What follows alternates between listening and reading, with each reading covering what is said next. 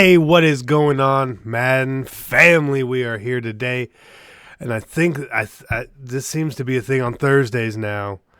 It's ups and downs. We're covering what was good and what was bad in Madden, and I mean, there's the obvious, but I don't want to say that anything really about that. The one thing I'm going to say is there's a huge up, the biggest up we've ever sort of had, and that's EA creating whatever, I think it's called the Jacksonville Tribute Fund, where they are giving $1 million to the fund to help the victims of this weekend's tragedy. So that is amazing. There's going to be charity events with that as well, streams, whatever it is. I will be there, and I will do absolutely anything I can to help out. So if anyone needs me to do something, you guys let me know, and I will do it, whatever it is. But let's talk. We had this week Gatorade promo sort of dropped last week. It's okay. It's an okay promo. We got some solos, fairly rewarding for the most part, as long as you're participating in the promo. No problem with the solos. Solos are up. They're easy.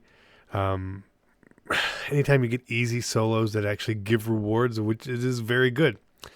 Secondly, another up sort of goes along with what happened is sort of the reprieve of content this week that we had Monday and Tuesday.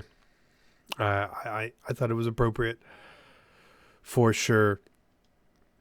The Gatorade players themselves they're all pretty good. Like even Eli is pretty good. He's even pretty good. The fact you can pull the players in packs is an up.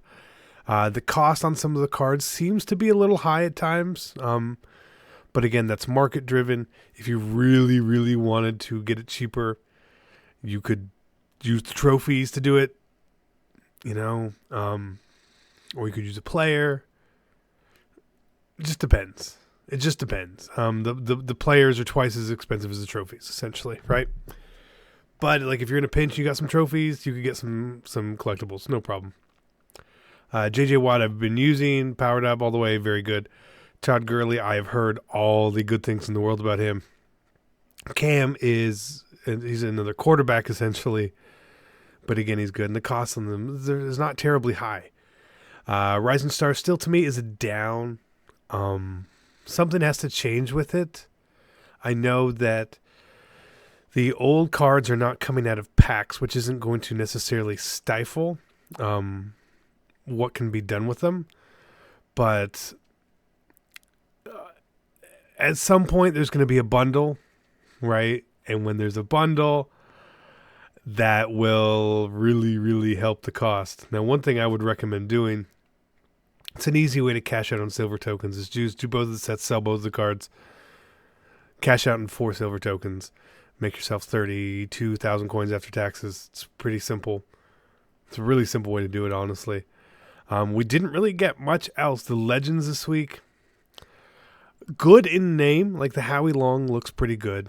But Tony Gonzalez and Aeneas Williams are 2 cards that sounded very exciting. And on the back of their cards, it was just not very exciting at all. Aeneas Williams is sad. That's... I'm all for Legends being the best cards in the game, especially early on. But really, his card really does not look good, and that's why he's cheaper than day 1 cards. Like he's cheaper than day 1 cards.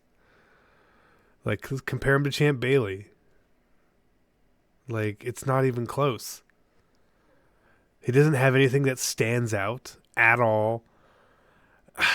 Like his catching's even lower. Yeah, his tackling's a little higher. But the card just doesn't stand out, and he's short. You've got to stand out, Look at him compared to Sherman. And we can't, of course, because, that's the thing. Can we do this time? There we go. And so, like, Sherman is slower, but, I mean, look, Sherman, yeah, he's slower. But he's got 5 agility, 5 jumping, better zone. Like, just a better card. And then Tony G. Why did they do to you? Tony. I mean, let's compare him to 85 Jordan Reed. It's like, it doesn't feel that much of like a different card. One speed, the strength is obviously different, but the catch in traffic, spec catch, route running, they're all like right in the same ballpark, and it's a 6 overall difference. If Tony was like 83 speed, then you're talking. But you could get flashback Jordan Reed, who is essentially the same card as Tony, just a little bit shorter. It's just disappointing. The card's just disappointing on the back of the card. That's all. Because the 91s and the 92s look very, very, very different. Like, you get a 92, that Howie Long, all of a sudden he's got every stat around above 90, looking great, looking strong. Howie's expensive even. But look, he's got 90 tackle, 90 play rec, 92 block shed, 92 power move. I compare him to my powered up Aaron Donald, and you can see that, like, look, he's got 8 block shedding on him, 2 power moves, 3 play rec, 4 tackle, 1 strength. He's even faster than Aaron Donald. Like, you could just see the difference. That's a 2 overall difference, but Howie Long looks quite a bit better. Is where with Jordan Reed and Tony Gonzalez, it's a 6 overall difference. It doesn't feel like it's a 6 overall difference. Same thing with Aeneas Williams and Champ Bailey, or Aeneas Williams and Richard Sherman. They're the same overall. The cards just don't feel that way. So we'd like to see the Legends get a bit of an actual bump in what their cards are going forward. It would be nice. It would be nice. But overall, content-wise, Mutt was fine again this week. I assume we're not getting a promo this week. Would make sense that we're not going to get promos back-to-back Fridays. The Gatorade thing's probably a 2+ week thing going on. But we probably have like a preseason team of the week coming soon too, would be my guess. We'll see. But then we're going to cut this off here today. I hope everyone has a blessed day. Enjoy it, everyone. Madden family, we're out. Peace.